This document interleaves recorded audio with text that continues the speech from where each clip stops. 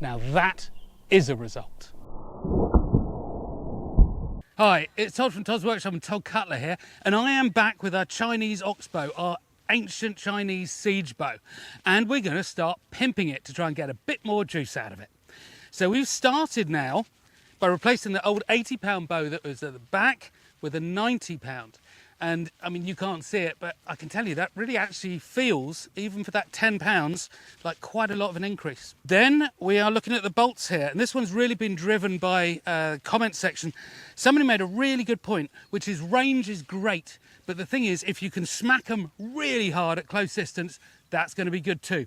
So I've got a 325 gram bolt, so that's about 65 grams heavier. We're going to see if it's still delivering more energy, more momentum.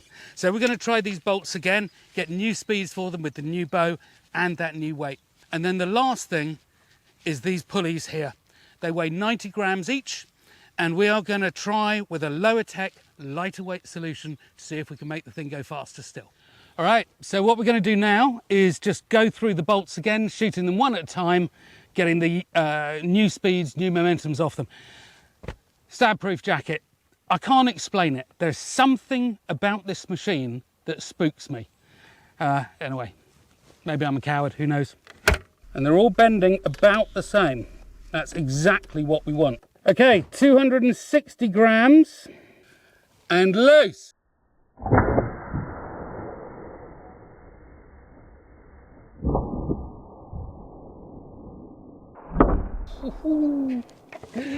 That had a little shimmy on takeoff, so I wonder if it's got that sort of funny misalignment issue again. Without seeing it in slow-mo, I can't tell you. Well, very annoyingly, it did go in at a funny angle and it got caught up by the plywood of the target, hit that, and you can see what's happened. We're going to need ourselves a new 260 gram bolt. Oh dear. So we're going for a 220 gram bolt now. And loose. Off. It is lovely though, isn't it? Slight wiggle on it, slight wiggle on that shaft again. So I'm going to have a look at the slow-mo. Well, that's annoying.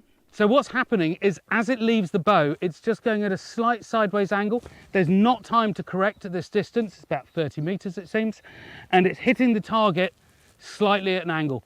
And because of that, it's snapping on impact. And that is really annoying because I've got to go and make some more bolts for this afternoon. Right, next shot. Hi, I've interrupted this film for another Todd Cutler related interesting fact. And today, 17th century stiletto. All steel construction and used by gentlemen to poke other gentlemen. Anyway, you'll find this and loads of other pieces on toddcutler.com. Back to the film. 160 grams, loose.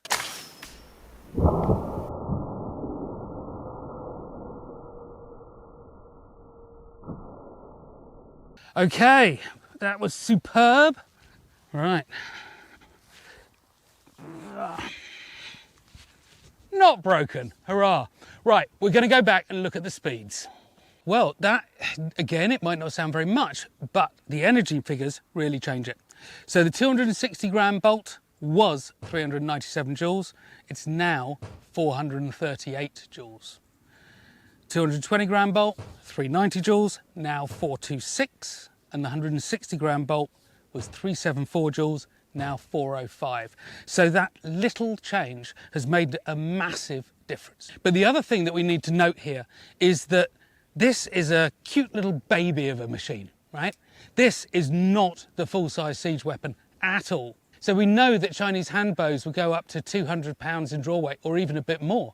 We know that the ones that they use in crossbow stocks will go up to 300 pounds or a little bit more. I'm just running these, the biggest bows are at 100, so I could be getting 3 times the bow weight out of this system if I use traditional Chinese bows. But also, let's not forget that the whole oxbow concept itself was not small scale like this. These were much bigger, custom made bows for this siege weapon. Who knows what kind of power that is? But at the moment, the powers I'm getting, for me, 71 meters a second and 400 plus joules is just phenomenal. But it's nowhere near the power of a full-size siege engine like the ones they had 1,000 or 1,500 years ago. But what we do have now is a heavier bolt. So we've got a 325 gram bolt and we're going to see what that does. And loose. And loose. Ah, we are not getting the luck today. So our 325 gram bolt, 51 meters per second, 422 joules. So that is lower in the joules and lower in the velocity than our 260 gram bolt. Massive momentum, 16.6. So what does that mean? Well, we could go dividing the line between 260 and 325, but I'm going to say probably around 280, 290 was probably optimum, so we can try for a heavier bolt there. But in essence, that showed us we don't want to go as heavy as 325. So anything sub 300 and we'll be maximising basically the power. But it's quite fortunate that that bolt actually was too heavy, because that is another one that's been lost. So I've lost that, I've broken two. So unfortunately, it's causing merry hell with my filming schedule. I'm not going to be able to do a distance trial today. So I've taken these 90 gram pulleys off now. And the reason that I've taken them off is that I've replaced them with an 11 gram polished steel ring. Now, this was a suggestion in the notes actually that made me think again, because from the beginning I was adamant that the best way to turn a rope round a corner is a pulley. The Chinese had them, they knew about them, they would have used them. Lowest friction. And that's true, but it doesn't account for the inertia. So if you imagine you've got a stick and there's no weight on the end, you can move that stick quite quickly. If you put a hammerhead on the end of that stick, suddenly it becomes much harder to move. The bow is the same. You put a big weight on the end, it doesn't want to move so quickly. Put a lighter one on the end, moves faster. However, that's going to be higher friction. So it's going to be win some, lose some. So we've got our rings on the end here now instead of pulleys. Let's see how they work. I've greased the string up and I've oiled it. And loose! Lovely. So, the important bit is what was the speed? 57.3 on a 220 gram bolt. That is 5 meters per second slower using the rings than the pulleys. And loose. Lovely.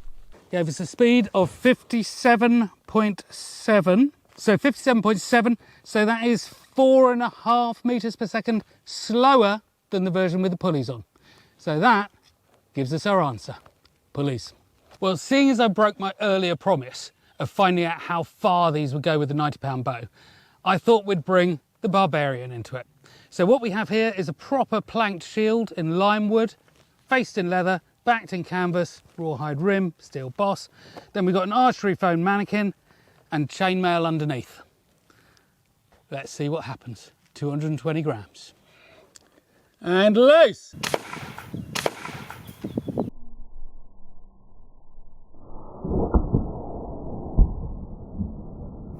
Oh, yes! Oh, fabulous. That is so very cool indeed. So let's conclude this pimping session. We swapped out the 80-pound bow for a 90-pound bow.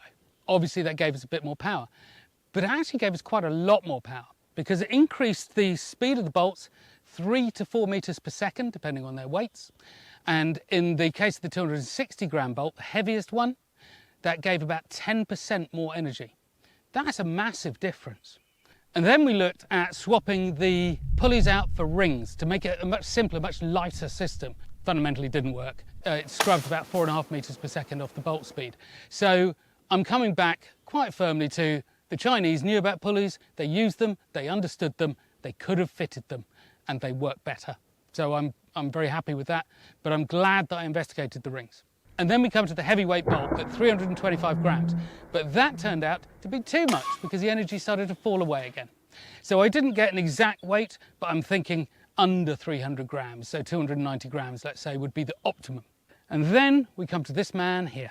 Well, shield, 2 layers of mail, 1 torso, 2 foot 60 centimeters out the back. Now that is a result. But then don't forget that we have a fantastic website, toddsworkshop.com, which is rammed full of medieval goodies that you will love. And then we've got a second channel, toddcutler.com. Go check that out as well, more niche content. But in the meantime, thank you for watching this pimping session, and I'll see you again.